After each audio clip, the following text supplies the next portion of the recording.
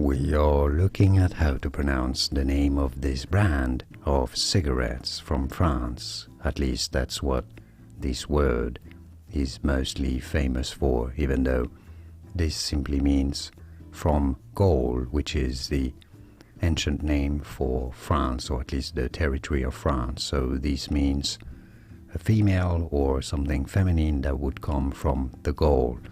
And I guess it implies that those cigarettes are kind of old-style French cigarettes, which they are.